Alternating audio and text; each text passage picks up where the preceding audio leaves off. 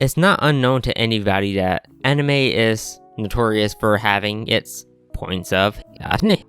Although it's not directly yatsune, it might as well just be labeled yatsune because of the way that it's all formatted and everything. So, do I think it's okay for something where a predominantly, teenage boy audience is taking place in and occurring in watching these animes?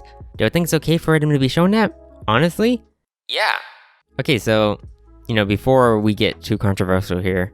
Okay, so this can be like a 18 plus rant, so you probably don't want to watch this video unless you're 18 and older, because I'm going to be mentioning some stuff that young kids probably shouldn't be hearing. A lot of you are probably going to ignore this part, which is also probably what I'm bringing up right now. So let me get into my little explanation here.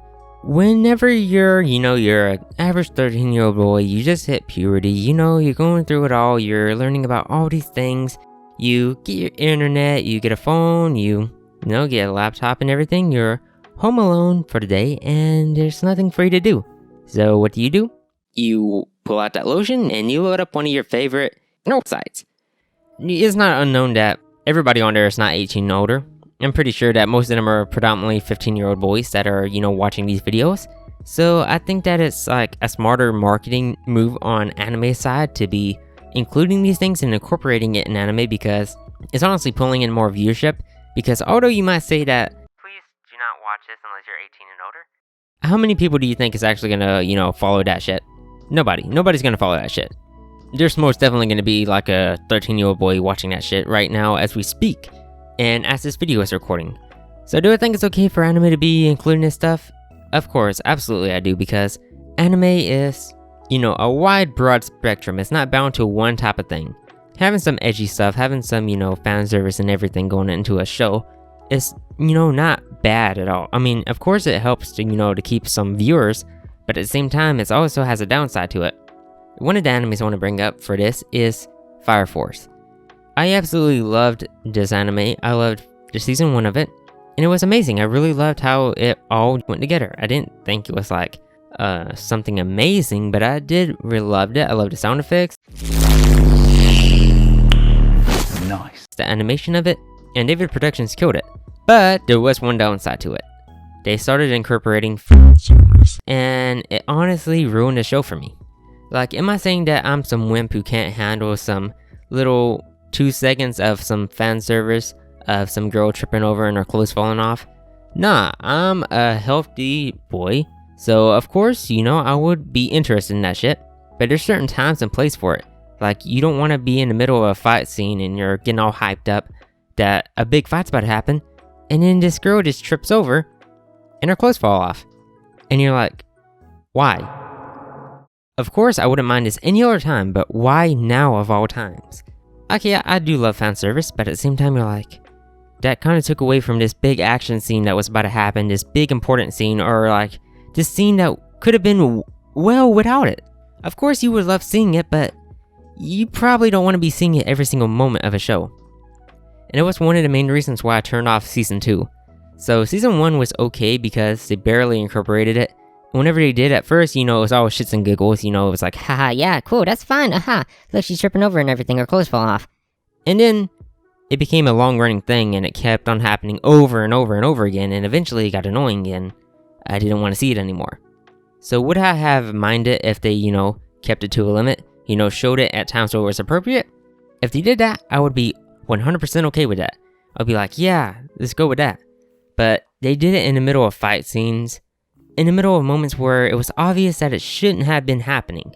So, while I do enjoy my, ecchi, type shit in anime, I do not like the fact that it happens in times and places where it shouldn't be happening, and where it makes no sense for it to be happening.